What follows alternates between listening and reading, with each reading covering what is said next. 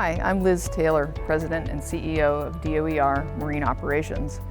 At DOER, we build solutions for underwater problems of all kinds, be they remotely operated vehicles for investigating archaeological sites or looking at infrastructure, to human-occupied vehicles to take people directly into the ocean to explore.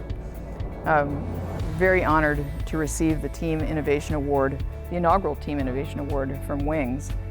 The work that Wings has been doing to give women working in science and exploration unrestricted funding is a remarkable gift. It's particularly challenging for women to compete for some of these grants and funding for projects. It's a realm that's been traditionally dominated by men, and to have that ability to not worry about funding, to have that a place where you can go and apply for funding that's provided by women for women is deeply gratifying, and we're so thrilled to receive this award for the teamwork that we do here at DOER. So thank you for that. So why do we do what we do? It's a good question because it is very difficult work. It's generally not well funded, but it is valuable work because there's so much that we don't know about the ocean, and the ocean's our life support system. As a small company, we're not working, we don't receive a lot of government funding, we don't receive a lot of university funding, but we do work with those groups to try to help them achieve their goals on very limited budgets. And it is very important work to get done as we struggle in times now of climate change, and we see basic chemical changes in the ocean, that we need to understand what are those impacts going to be now and 50 years from now. I've been a witness to the incredible change and the loss of biodiversity, not only in the ocean but on the land when we are out in the field, and it's shocking the amount of loss that has occurred. So that's really what drives us here, to create technology that allows us to document the change that has happened and to try to give people a path forward to restore these systems that have been so tattered largely in the last 50 years. It can be things like sediment cameras that are used to detect oil and toxins in the mud to help us understand the travel of some of these contaminants.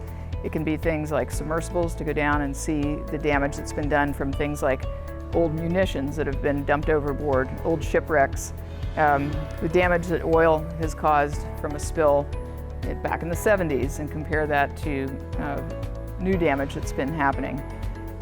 But it's not all bad news. We can also use that to look at marine protected areas and to see, are we protecting the correct spots? Are we protecting the right habitats to allow these animals to the best chance of recovery?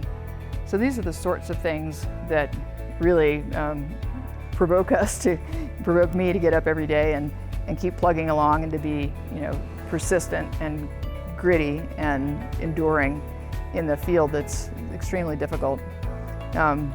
Here in our machine shop, in our workshop, we have the capacity to rapidly prototype new tools and technology, to experiment with new ideas, and then to take them directly to the field and work with the scientists to help achieve the objectives of exploration before exploitation.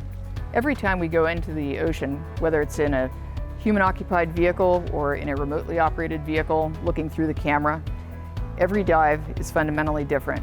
We see new animals, we see new behaviors. They range from tiny planktonic creatures that go by flashing light to large fish that come by and swoop in and have a look at us before going on their way. We see fish that are local to a region, and we see ones that are global travelers like manta rays, mola mola, whale sharks, and even swordfish. During the Sustainable Seas expeditions, one of the submersible pilots was going along the bottom and came up higher into the water column, and suddenly a swordfish raced out of nowhere, out of the blue, swept past, and then suddenly just put its fins out and stopped mid-water, came back, and really spent some time investigating the submersible, looking into it with its large softball-sized eye to understand, what is this creature in my space, and before just taking off again. So that opportunity to see something so exciting as an animal in the wild that we normally consider as just a pound of protein or some kind of fillet on a plate, it really changes the way that we think about these animals. If we only ever saw a tiger or a bear as a steak in the supermarket or a restaurant, we wouldn't really understand what an incredible animal it is. And that happens in the ocean, that we are kind of detached from it in a way. And so having those opportunities to take people directly into the sea is critically important today more than ever, as we're experiencing such a dramatic loss of biodiversity. So the more that people that can get out and explore the ocean directly, the better chance that we have to implement the kind of support that we need for respect for these other living systems that our lives ultimately depend on.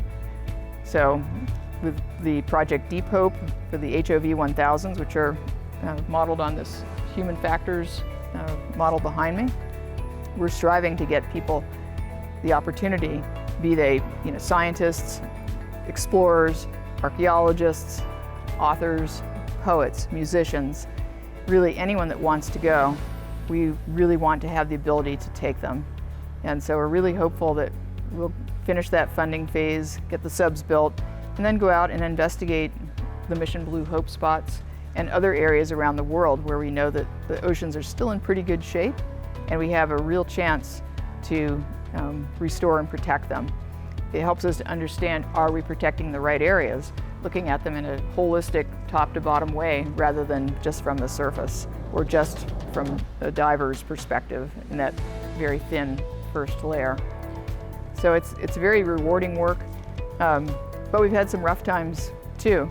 I think one of the darkest days we had was in the midst of a very large research and development project that we believed was fully funded.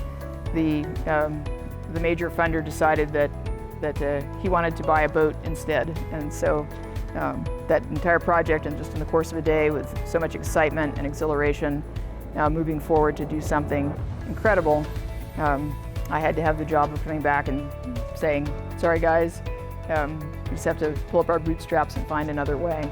And we do. We find another way every day.